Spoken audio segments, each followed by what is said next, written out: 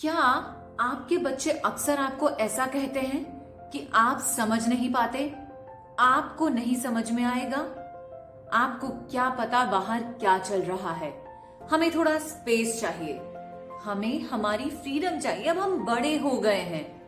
क्या ऐसे वर्ड्स आपको अपने घर में सुनाई देते हैं?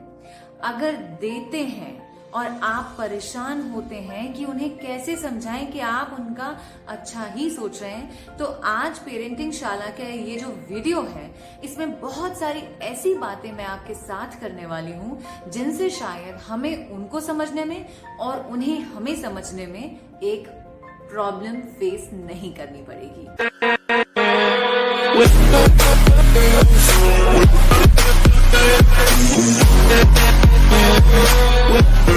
Hi everyone, this is me Kriti with you. और पेरेंटिंग शाला में इस वक्त जो माहौल है, कई चीजें ऐसी हमारे सामने आई हैं निकलकर कि बच्चे और बड़ों के बीच में, इनफैक्ट पेरेंट्स के बीच में जो गैप है वो शायद ज्यादा बढ़ता जा रहा है कि 14-15 साल के बच्चे जो है फ्रीडम की डिमांड करते हैं। इनफैक्ट 10 साल से ही बच्चे अपना स्पेस मांगने लगते हैं, उन्हें उनकी आजादी से प्यार हो जाता है। तो ये सब बातें कहीं ना परेशान कर देती हैं। इट्स गुड कि हमें देखकर अच्छा लगता है कि हमारा बच्चा आत्मनिर्भर हो रहा है, अब उसे किसी की जरूरत नहीं है। पर जब हम ये देखते हैं कि उसके दिमाग में विचार जो है वो अलग होने लगे हैं, वो माता पिता को बताए बिना जो है कहीं निकल जाता है, या अभी कुछ दिन पहले हमने कई ऐसी खबरें सुनी हैं जो वाकई बहुत डिस्टर्बिंग थी कि अपने पेरेंट्स को ही खत्म कर दिया बच्चे ने just because of one thing.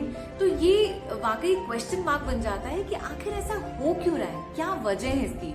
तो आज मैं और आप उन्हीं वजहों को साथ में मिलकर जानेंगे पेरेंटिंग शाला में। सो पॉइंट नंबर 1 ये आता है कि यार जो सबसे इम्पोर्टेंट चीज होती है बच्चों की जिंदगी में माता पिता के बाद, दैट इज उनकी कंपनी। क्योंकि हम उनको जो है उनके दोस्तों के साथ हमेशा देखते हैं और हमेशा फ्रेंड्स के साथ वो एक कंफर्ट जोन में होते हैं, खुश रहते हैं, वो बातें शेयर करते हैं जो अपने पेरेंट्स से नहीं कर पाते।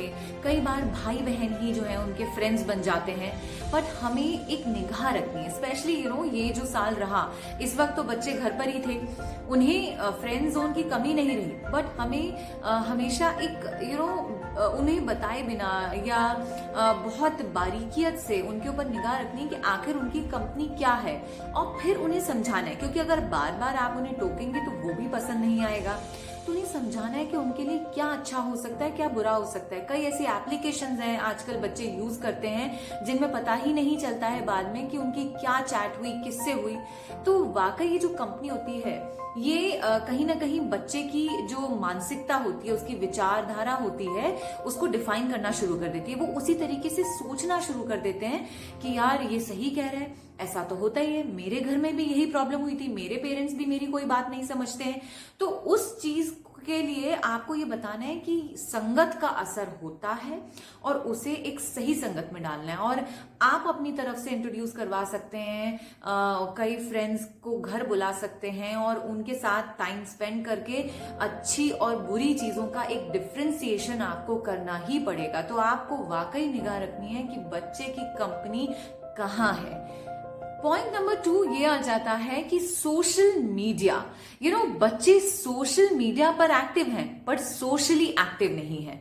आपको याद है वो जमाना जब बच्चे घर आया करते थे, घर पर ही बात होती थी, हम दोस्त को गेट तक, दरवाजे तक छोड़ने जाते थे तो वहीं खड़े खड़े गप्पे होती थी, हर किस्म की बातें होती थी।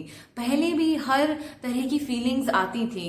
बट हमें जगह ढूंढने की जरूरत नहीं होती। जैसे बच्चों के आजकल क्वेश्चंस होते हैं कि यार हमें फ्रीडम चाहिए, हमें हमारा स्पेस चाहिए, क्या आप हमारे सर पर बैठे रहते हो?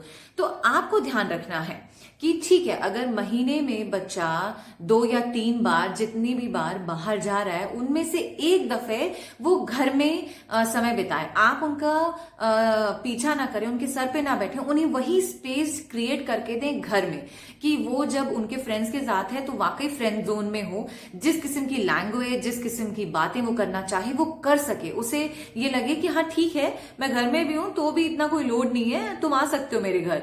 तो हफ्ते में या महीने में एक दफे उसके फ्रेंड्स को आप जरूर बुलाएं या उसको बोलें कि आप उनके घर जाएं, क्योंकि पहले वी हैव सीन कि ये बहुत मैटर करता था। जब बच्चा किसी और फैमिली में जाता था तो उसके वैल्यूज देखता था कि यार उसके घर में ये चीज अच्छी है, तो उसे समझ में आता था कि यार मुझे भी मेरे घर में ये चीज करनी चाहिए। या किसी के घर में कोई चीज खराब है तब उसे लगता था कि यार मेरी फैमिली वाकई कितनी सपोर्टिव है, कितनी अच्छी है।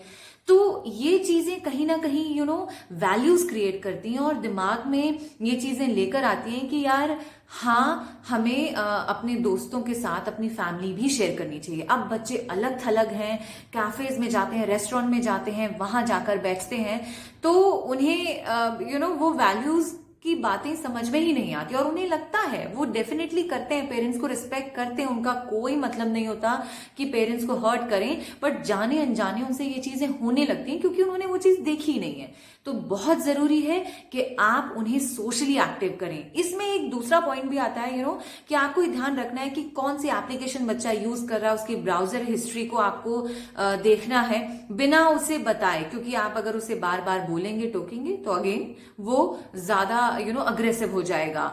और कई सीरीज ऐसी आती हैं, कई सीरियल्स ऐसे आते हैं, क्राइम किस्म के सीरियल्स, इन सब चीजों से बच्चों को आइडिया मिलता है कि वो क्या क्या कर सकते हैं, क्या क्या हो सकता है। तो आपको देखना है कि वो क्या देख रहे हैं, कैसी कंपनी है। सोशली एक्टिव रहना उनका वाकई बहुत जरूरी है ताकि वो सोशल मीडिया में थोड़ा सा डीएक्टिवेट हो।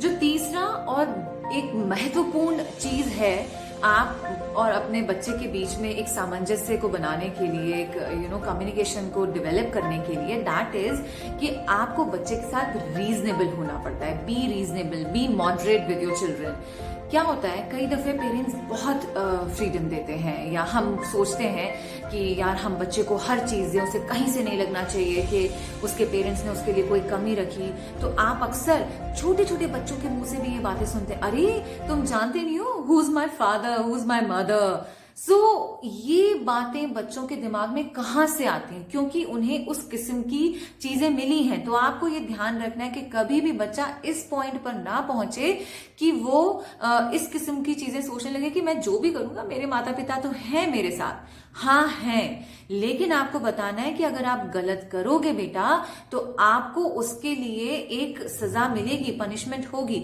अगर आप छोटी छोटी चीजों से शुरुआत करेंगे, छोटी पनिशमेंट या छोटी बात समझाइश से शुरुआत करेंगे, तो वो बड़ी चीजों में तब्दील नहीं होगी। कई बार इसके ऑपोजिट पेरेंट्स जो होते हैं वो बहुत स्ट्रिक्ट होते हैं। हर चीज में तुम कहाँ जा रहे हो, तुम क्या कर रहे हो, किससे बात कर रहे हो, फोन दिखाओ, हर चीज में एक चेक होता है।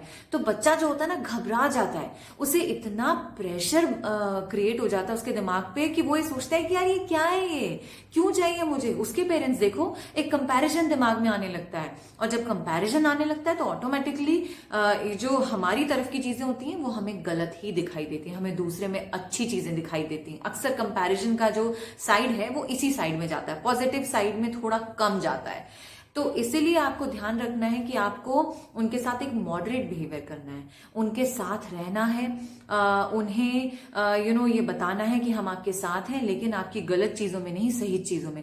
गलत चीजें हो भी जाएं तो आप हमें आकर बताएं कि मुझसे ये गलती हो गई है, मैं नहीं चाहता था या नहीं चाहती थी। सो हम उसको आपको समझाने की कोशिश करेंगे या उसे कैसे सही किया जा सकता है ये बताने की कोशिश करेंगे, और अगली बार आप ये गलती ना करें ये आपको बताया। इन सब चीजों का कंक्लूजन हमें शायद मालूम है, क्योंकि आज जो एक जनरेशन गैप की बात है वो हमें वाकई बहुत ज्यादा देखने को मिलती है बच्चे और पेरेंट्स के बीच। तो हमें कहीं ना कहीं ये चीजें डेवलप करनी है कि उन्हें सोशली एक्टिव रखना है, फैमिली कल्चर फिर से डेवलप करना है, उनकी कंपनी को देखना है, उनके साथ रीजनेबल रहना है, उन्हें कहीं ना कहीं अपने जो पुरानी होली बुक्स हैं उनके बारे में बताना है। ये सब चीजें ही शायद बच्चों को ये माइंडसेट डेवलप करने में हेल्प करेंगी कि वाकई हमारे पेरेंट्स हमें समझते हैं, और बच्चों को भी आपको समझना जरूरी है, क्योंकि जो माहौल है उसके साथ आपको चेंज भी होना है। अगर आप चेंज नहीं होंगे और आप बच्चे से ही एक्सपेक्ट करेंगे कि वो भी हर चीज करे, तो ऐसा ऐसा संभव नहीं है। तो दोनों चीजों में आपको बैलेंस बनाना है। अब ये हर किसी की फैमिली, हर किसी के नेचर के ऊपर है कि आपको वो बैलेंस कैसे क्रिएट करना है। बट ये 3 बातें आपको जरूर हेल्प करेंगी एक ब्यूटीफुल रिलेशनशिप क्रिएट करने में आपके और बच्चों के बीच में। सो आई जस्ट होप कि ये बातें आपको कहीं ना कहीं हेल्प करें और हम जो इस किस्म की बातें सुन रहे हैं छोटे छोटे बच्चों के बहुत बड़े बड़े क्राइम करने की या फ्रीडम डिमांड करने की, वो हमें नहीं सुनने को मिले। मेरे ऐसे वीडियोस आप पेरेंटिंग शाला के और देख सकते हैं मेरे YouTube चैनल के थ्रू एंड उन्हें शेयर कर सकते हैं, चैनल को सब्सक्राइब कर सकते हैं, ताकि लोगों को पता चले कि वाकई पेरेंटिंग में बहुत सारी चीजें हैं, बहुत माइन्यूट डिटेल्स हैं जो हमें ध्यान रखनी है, जो हम मिलकर सॉर्ट करते रहेंगे। नमस्कार।